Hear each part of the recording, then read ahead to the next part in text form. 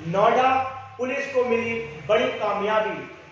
कुछ दिन पूर्व ही नाले में मिली महिला की सरकट लाश का पुलिस ने खुलासा किया। पुलिस ने सिर्फ उस महिला की पहचान ही नहीं खंगाली, उसके कातिल को भी धर दबोचा। ऐसा कहना है नोएडा की पुलिस का। आइए आपको दिखाते हैं पूरा मामला और जानते हैं डीसीपी नोएडा से कि किस तरह वो अपराधी तक पहुंचे और बॉडी की शनाख्त की और किस तरह अपराधी को उन्होंने धर दबोचा। उनकी पुलिस ने किस किस तरह से जाल बिछाकर इस कातिल तक अपनी पकड़ बनाई और उसको धर दबोचा। आइए दिखाते हैं आपको पूरा मामला। नोएडा में 6 नवंबर की सुबह सेक्टर 108 के नाले में मिली सिरकटी और हाथ कटी महिला की लाश ने पूरे इलाके में सनसनी फैला दी थी। अब ये दिल दहला देने वाला मामला सुलझ चुका है। पुलिस ने बेहद जटिल जांच के बाद आरोपी की पहचान बरोला निवासी और मूल रूप से एटा के जैथरा के रहने वाले बस चालक मोनू सोलंकी के रूप में की है। मृतका 30 वर्षीय प्रीति यादव थी, जो अपने 2 बच्चों के साथ बरोला में रहती थी। पुलिस के अनुसार प्रीति और मोनू के बीच प्रेम संबंध थे। प्रीति लगातार मोनू पर पत्नी को छोड़कर शादी करने का दबाव बना रही थी और रुपए भी मांगती थी। इतना ही नहीं, वो आरोपी की बेटी से अनैतिक कार्य करने की धमकी दे रही थी। इसी तनाव और भय से गुस्साए मोनू ने 5 नवंबर की शाम बस में ही प्रीति की हत्या कर दी। हत्या के बाद पहचान मिटाने के लिए आरोपी ने सिर और हाथ काटकर धर को सेक्टर 108 के नाले में फेंक दिया। सिर और हाथों को पॉलीथिन में डालकर गाजियाबाद ले गया और बार बार बस से कुचलवाया। इसके बाद बस की मैट, कपड़े और अन्य सामान पटेल नगर में फेंककर लौट आया और 4 बार बस धोकर सामान्य दिनचर्या में लग गया। इस मामले को सुलझाने के लिए पुलिस ने 1100 वाहनों की जांच की और 70,000 मोबाइल नंबरों को ट्रेस किया। नाले के पास से मिली सीसीटीवी में बिना हेडलाइट वाली बस देखे जाने के बाद पुलिस की नजर मोनू पर गई। पूछताछ में उसने अपराध कबूल कर लिया। फिलहाल पुलिस ने बस, हथियार और बरामद अंगों के नमूने सुरक्षित कर लिए हैं और डीएनए टेस्ट तथा फोरेंसिक रिपोर्ट को सबूत के रूप में तैयार कर रही है। क्षेत्र 39 में एक महिला की लाश मिली थी नाले में, जिसमें आइडेंटिफिकेशन के जो भी चिन्ह थे वो नहीं पाए गए थे और वहां से रिकवर किया गया। तत्काल मुकदमा दर्ज किया गया थाना क्षेत्र में और उसके बाद बहुत सारी टीमें इसमें लगाई गई, जिसमें मुख्य रूप से 9 टीमें तैयार की गई तात्कालिक रूप से और उसके बाद उनको अलग अलग टास्क दिया गया। टास्क के रूप में घटना के अनावरण के लिए कुछ कैमरे, जो 5000 लगभग कैमरे हम लोगों ने ट्रैक किए, वो चेक किए गए। रूट जितने एंट्री एग्जिट पॉइंट थे उसको डेडिकेटेड रूप से टीमें लगाई गई उसको चेक करने के लिए और उसके बाद लगभग 1100 वाहनों को ट्रैक किया गया इसमें और आने जाने वाले जितने वाहन थे उनको जीरोइंग करते हुए हम लोग 44 गाड़ियों को जीरोइंग किए कि ये संदिग्ध अवस्था में है या इनकी एक्टिविटीज कुछ सस्पिशियस लग रही है। उसको भी उनके ड्राइवरों को, मालिकों को और अन्य लोगों से पूछताछ की गई। इसके अलावा सर्विलांस के लगभग 60-70 हज़ार नंबरों को भी हम लोगों ने ट्रैक किया, वहां से आइडेंटिफिकेशन के लिए लिया।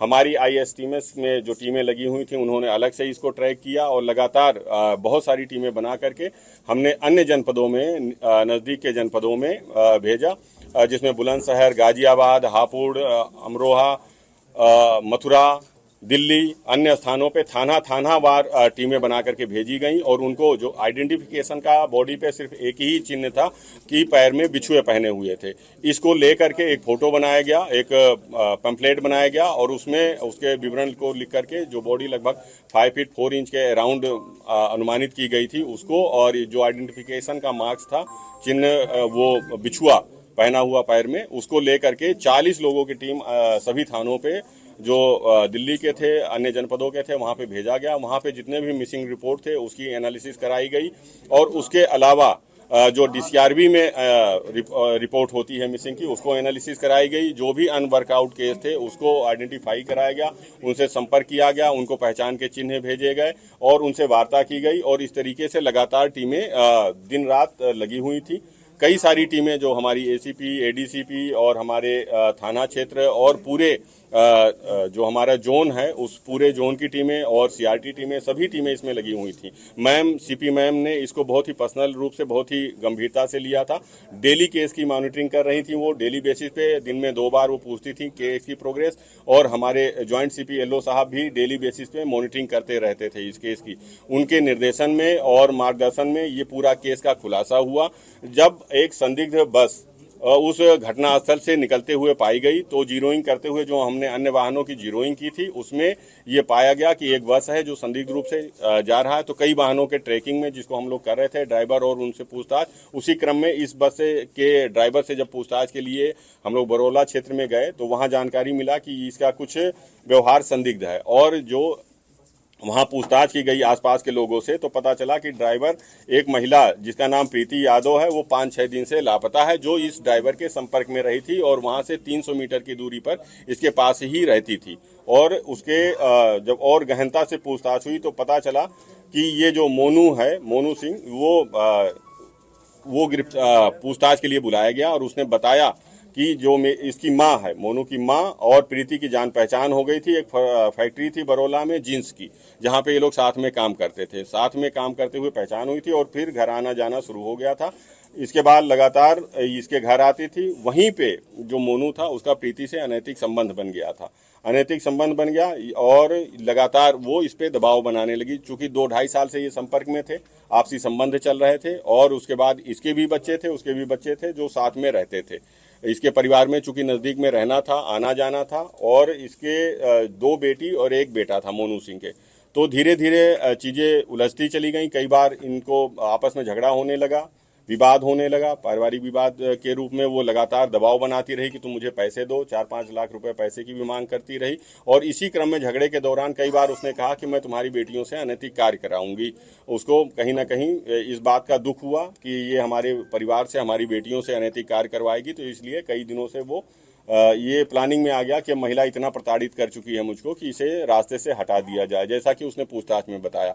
इसने कई दिनों से सोचा, फिर एक दिन इसको बुलाया महिला को, उसके घर गया दिन में और वहां से एक गड़ासा जो मछली मुर्गा काटने वाला था उसको लिया और महिला को बुलाया कि तुम भी आओ। और एक बस में इसने उसको बैठाया, जो ये बस चलाता था, एक सत्संग के उसमें चलाता था। ये बस में बैठाया करीब 3-3:30 बजे के आसपास और लेकर के निकला। वो आकर के एक सीएनजी पेट्रोल पंप है जो घटनास्थल से दूसरी तरफ पड़ता है थोड़ी दूर पे, वहाँ पे रुका। उसने स्वयं के लिए एक पराठा लिया और महिला के लिए मैगी लिया। वहाँ पे दोनों अंदर केवल 2 ही लोग थे उस बस में और एसी बस चुकी थी और उसमें डार्क ग्लासेस लगे होते हैं, तो वो एसी बस थी।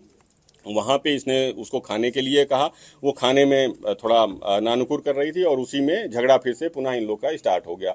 दोबारा जब झगड़ा स्टार्ट हुआ तो उसको, इनकी बेटियों को पुनः उसने प्रोवोक किया कि तुम्हारी बेटियों से अनैतिक कार्य कराएंगे। इसी बात को लेकर के बहुत ज़्यादा गुस्से में आ गया और जो छुपा के उसने चापड़ रखा हुआ था उससे उसका एक झटके में गला काट दिया। गला काटने के बाद लगातार उसने उस पर कई वार किए। पहचान के जो भी चिन्ह थे इसने ये पूछताछ में बताया कि इसको लगा कि फिंगरप्रिंट से या आइरिस से या चेहरे के मिलान से पहचान हो सकती है।